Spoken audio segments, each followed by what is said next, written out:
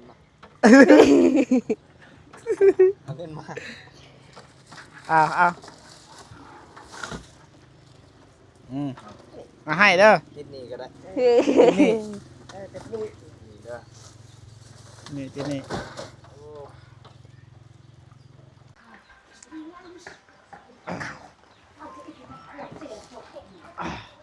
เฮ้ยเกือบเอาให้เลยน้องหญิงยายดีดีใจว่าดีเสียใจ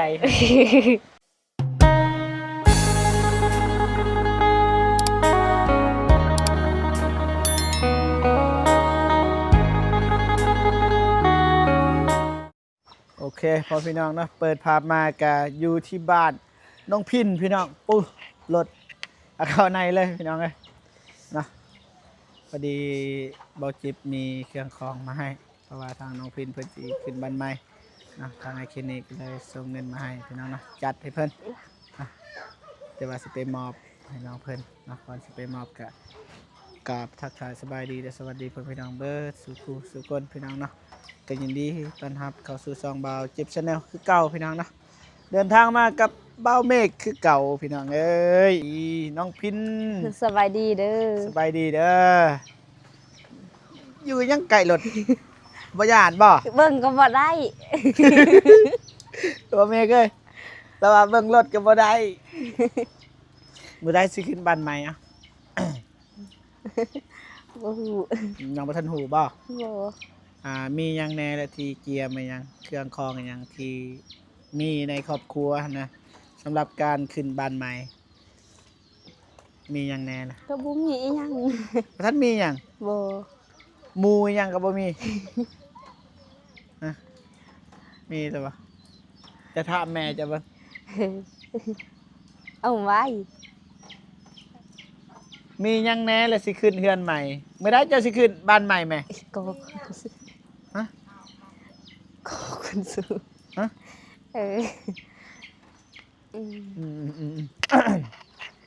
มีหยังแหละมีหมู่เลยใหญ่ซำใดบ่ว่าใหญ่ซำใดอ้าวพูดน่าได้ว่ามีซั่นมีแหละแบบเมื่อวานมื้อซืนกับพี่เอื้อยไปทำอยู่บ้านพกลุงอ๋อคำว่ามีแล้วโดยใหญ่ซำใดคิดว่าได้บ่ซ้ำซากซ้ำสร้างโดยบ่มีเลยหมู่ซ้ำสร้างโอเควันนี้พี่น้องเอ้ยสบายดีเด้อบ่เมฆเด้อโดยมาพอดีอ้ายมีเครื่องซื้อมาให้ถ้วยบ่วงนั่นแหละหน่อยนึงโดยซื้อให้น้องเพราะว่าน้องบ่มีได้ถ้วยบ่วงเด้โดยซื้อมาน้องเอ้ยกับบ่เมฆมื้อนี้เบิ่งอยู่บ่คลิปอ้ายเบิ่งอยู่บ่โอ้โหบ่ได้เบิ่งเนาะบ่ได้ลิ้นโทรศัพท์ได้บ่เป็นหยังบ่เมฆมา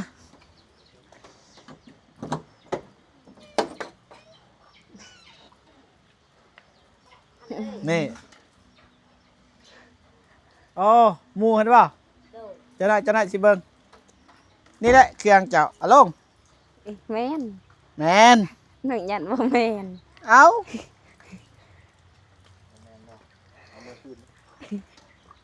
เลือกเอาเลยเจ้ามักตัวใดเจ้าเลือกเด้ผมเป็นเอาเบิดเด้เลือกเอาเลือกเลยสุดแต่ใจพวกอายเอาให้แหละบ่เจ้าเลือกรถเจ้ามักคงใดเอามาขายแต่ว่าให้น้องครับบ่ขายแม่ลงมาเลือกนะมาให้แม่ลงมาเลือกซื้อซอยนี่ซื้อบ่แพงเฮาว่าแบบอันละพันซื้อเลเดอร์เครื่องเลเด้อพี่น้องเด้อมาเอาแต่เท่านี้บ่โตอันนี้บ่อ้าวแม่ยังก็ดิโอ้เคียงเอาบ่เอาเงินมาเอาเงินมาเอามาให้เด้อติดนี่ก็ได้นี่นี่เด้อนี่ที่นี่ ไปโป้งอยู่เตียงก่อนก็ได้ไหมมันหนัก เป็นไรเงิน รายเงินจะหน่อยจะเอายังไงรายเงินนะเอลีเด้ผลิตตัวเด้ไอ้นี่คนมามักตัวโทษบอเมเคสแล้วไม่แต่ไล่แหละแนวละพันนะเฮาขายบ่แพงแล้วเลยเบิดเลยไป มาพี่น้องเลยบ่มีบ่ไฟ โบ คันบ่มีก็ขึ้นเทิงเฮือนก็ได้มันมืดแต่ได้ ขึ้นถึงเรือนก็ได้ เลยไปขึ้น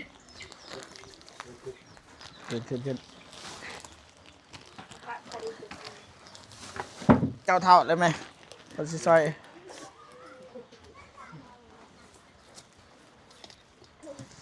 นี่ไอ้เจ้าจะกินรถไหม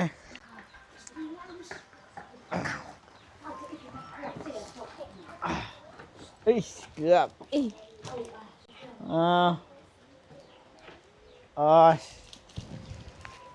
นี่ อี โอเคมาบานี้สีแกะเครื่องให้เบิ้งโอ้แม่นี่ก็ได้ อ้าวจะเอาไปกินซะนี่แม่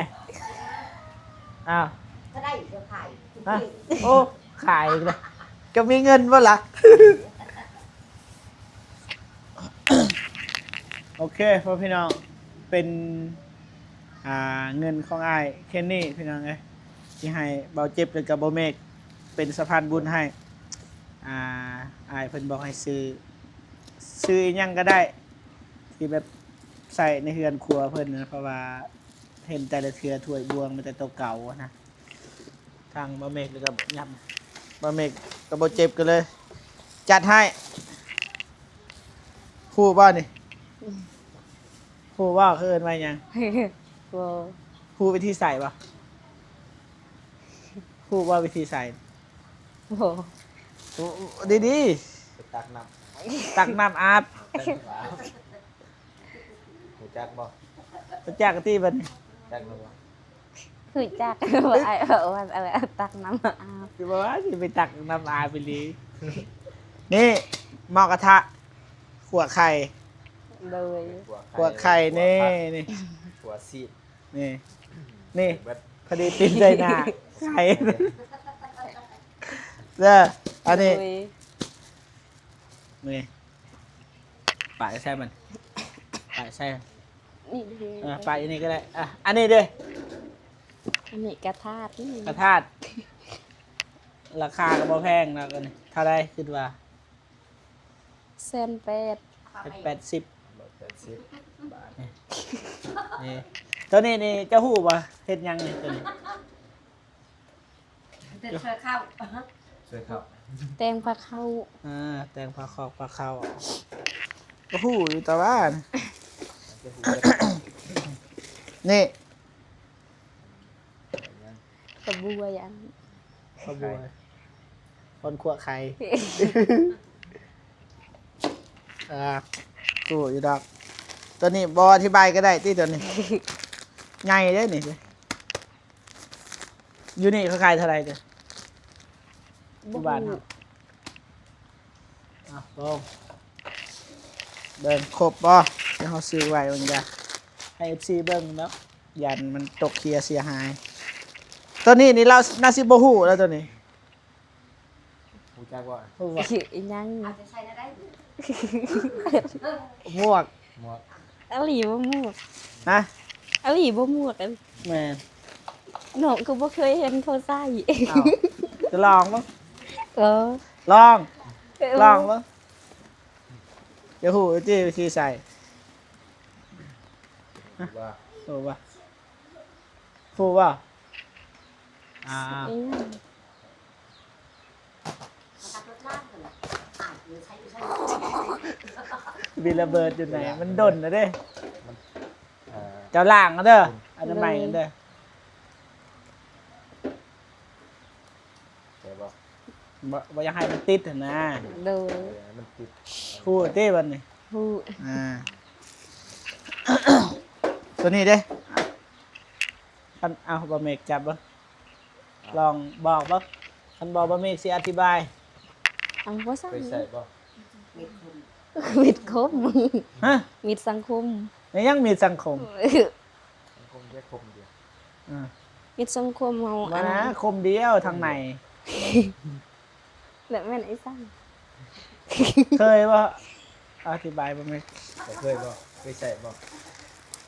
ก็ใส่ให้มัน แบบไอ้ซังใส่หน่อไม้ไอ้ซังหน่อไม้แบบไข่ไอ้ซัง อ่าเอา ไร แล้ว เสะ เราเข้าใจอยู่ เลย ตำส้มอีหยังนะ เลย โอ้โหตัวนี้ไอเห็นเจ้าบ่มีมื้อนั้น เลย ถ้วยนี่เลยจัดบ่ว้าบ่หูอันนี้เบิดเลยเอาไว้เฮ็ดหยังนี่นึ่งข้าว คือแกง แกงของกิน ตัวนี้น่าสิบ่ฮู้ตัวนี้ร้อยเราบ่ฮู้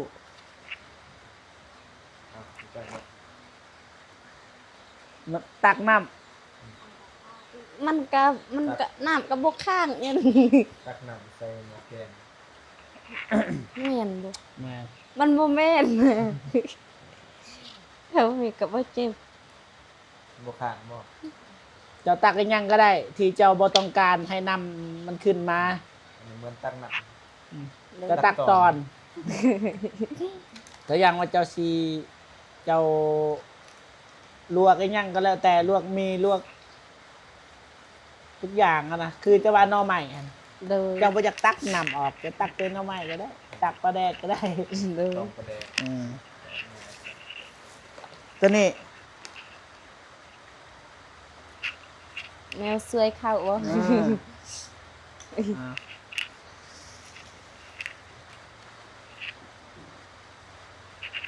พูดป่ะ กระจ้านไอ้จัง กระจาน กระจานเอาอีกแล้ววันนี้ ให้ตัดคลิปออกป่ะ ตัดเลย ตัดออกป่ะ เลยนะอายว่าเจ็บ ได้อะ เลย อย่าให้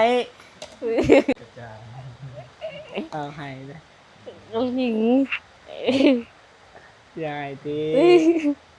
เสียใจ ดีใจว่าดีเสียใจ ก็มาเป็นหยังกระจานก็ดีนั้นเอา แกงแล้ว เอาเนี่ย มีด้วยกัน กะยัง กระจุก กระโจกอันนั้นกระจานถูกแล้วตัวนี้ มีจักบ่ ตัดเล็บ เล็กคีบ เอาแม่ก็อวยอีกแล้ววันนี้ เกินยังไงต้องเลยตัดเลย มันยังพูดป่ะ เล็กคีบแม่นบ่ ในคลิปยังเลย คีบ ตัวนี้ ยัง เอามาโคสักให้เพื่อก่อนนอนละ ยัง เออก ระจอง โจง ตัวนี้ในบอโซบันไดมีดตัวนี้ บ่ได้นะ ไม่ได้อ่ะทูที่นะ บวงนี่นะ บวงมานี่ป่ะ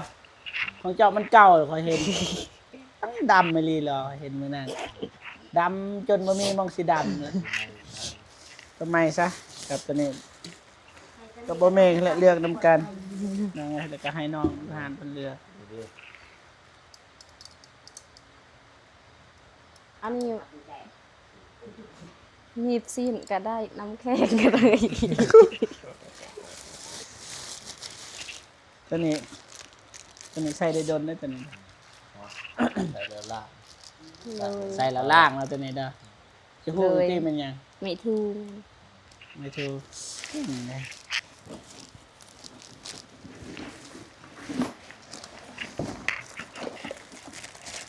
อันนี้จะหูบ่นี่ไม่ยัง แนวเมียนโจกัน นี่ เลย จอบ จอบครบอยู่บ่ตามที่เอาซื้อวังแกนี่ กระซาม กระซามตัวนี้เราบ่ฮู้ตัวนี้เราบ่ฮู้ดอกตัวนี้ ยัง แนวอัดไอ้สั่งเลยอัดของกิน อัดเฮ็ดหยัง ยันแต่แมงวันไปโตง โอ้บัดแมงวันเข้าในเลยจึงอัดเด้อ มึงมาง งบ่ ยังมีมึงวัน ตัวนี้เอ้าตัวนี้ ยัง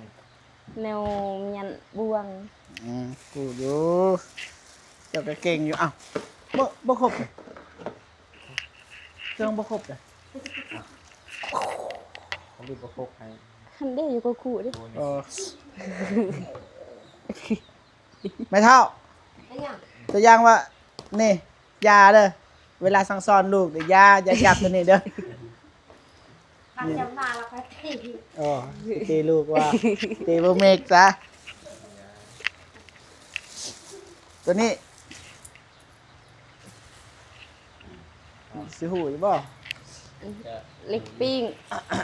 ไก่ก็กินได้เฉพาะ จะมีบ่ตัวนี้เนาะ เอามาคือ จะมีบ่ มีอยู่ฟ้ายันเด้เธอต้องใช้ แล้วมี มีเด้อ มี เอาเมื่อบ่จะสิเอาบ่ เอาเมือกับเอามือ บ่วงจะมีเด้อบ่ บ่ ก็เห็นอันหนึ่งบ่วงเจ้า เอาก็บวงไปเอาน้ำเอื่อยเด้ หม้อจะมีบ่หม้อ มีหมดแล้ว นี่ก็เสียเมื่อเด้ เอาเมือกับเอามือเอา อย่าให้ เอาอะไร กั กัน ไอ้เว้ายอกอย่าให้เด้อ โดย ไปตนให้เว้าในอยหนึงก็ให้นี่บ่แม่นเกลือก มันเป็นดิน แต่ว่าเอาตัวดิน เป็นหยังคือว่าเอาดิน ตัวดินนี่มันสิมีเศษนั่นนะอันตัวใหม่เวลาต่ำเนี่ยแบบเศษเนี่ยมันสิเกาะ อืม แตกไหวขนาด เวลากินแล้วมันคิ้วนะก็มีแล้วมันแตกกับเทียนต้นไม้ยัง เคียง ใส่เห็นไหม ใส่เฮ็ดหยัง ใส่หลายอย่างเลย มีหยังแน่ตัวอย่าง ใส่ซีนเลยอย่าว่า สิเว้าบ่ถือก็สิตัดออก บ่เราบ่มาเจ็บคิดตึง ซอยผักซอยหญ้าซอยหยังก็ได้เบิด หยาไปเคยเป็นกลิ่น เอาอีกแล้วบาดนี้แสดงว่าเพิ่นเก่งก่อนเฮาอีกบ่แม่เอ้ย บ่หนูบ่เคยเห็นเขากินหญ้าเด้ ผักหญ้าแล้วก็เอิ้นผัก ตัวนี้เด้อตัวนี้บอนใส่ถ้วยบวงนะบอนตักบ่แม่นติดที่นี่คือบ่ยากดอกติดนี่ว่ามันมีร่องของมันเอง สันว่างของนี่เบิ่ง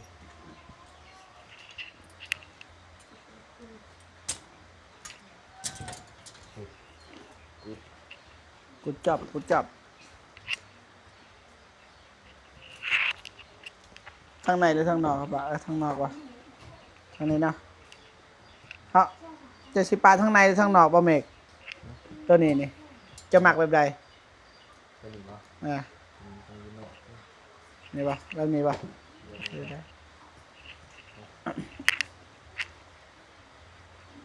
สันลุมสุดปะ อยู่ในมันก็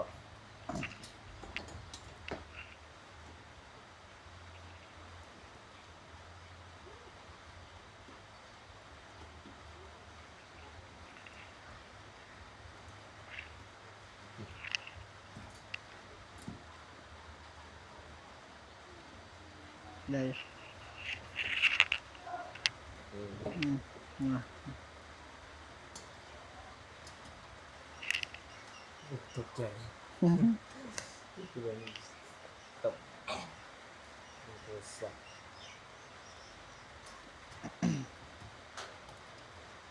เอื้อยเจ้ามีป่ะแบบนี้เอื้อยจ้ะบุญมี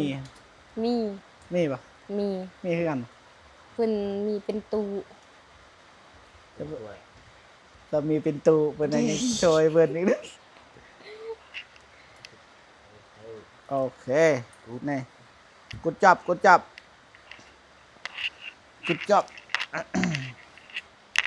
ขักว่า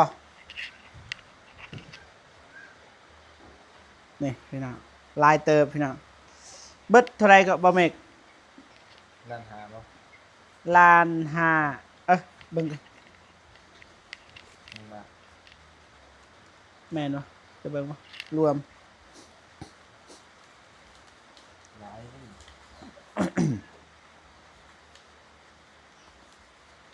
ร้าน540,000 ล้าน540,000ได้เบ็ดอยู่เทิงแต่ว่าเพิ่นลดให้ อ๋อ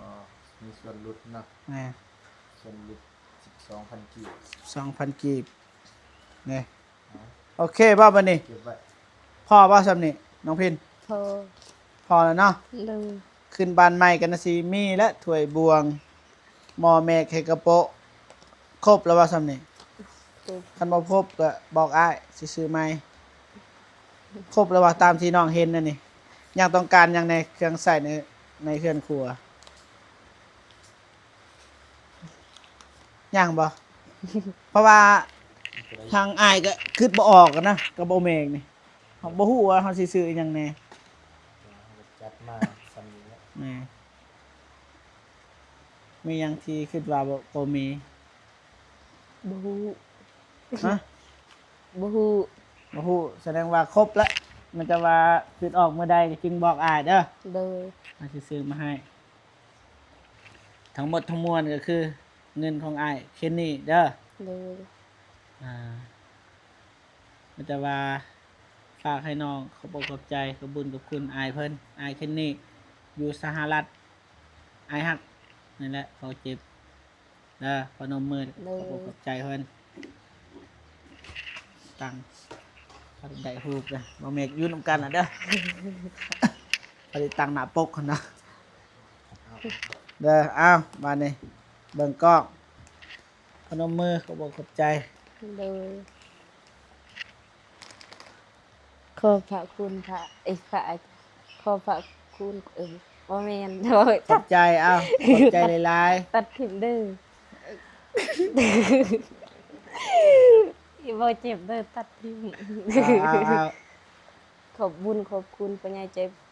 บุญอายแคนนี่ไม่รู้ โอ้ย ก็ขอให้อายอยู่ดีมีแห้งการงานการเงินก็ให้ขอให้เฮงปังๆก็ให้สุขภาพแข็งแรงไปไสมาไสก็ขอให้ปลอดภัยความเจ็บจะให้ได้ความใครอย่าสุมีปรารถนาสิ่งใดขอให้ได้ตามสิ่งปรารถนาขอให้ร่ำให้รวยและเบาเจ็บเบามีกนำเด้อสาธุ ถูกประมาณนี้เด้อ เด้อ แต่เด้อแม่เด้อพอใจบ่สำนี้พอใจองค์บ่ได้ลงเต้มื้อนี้ ยากเลยก็ต้องลงก็บ่อยู่นำได้จังได๋เราไล่เฮาเมื่ออีก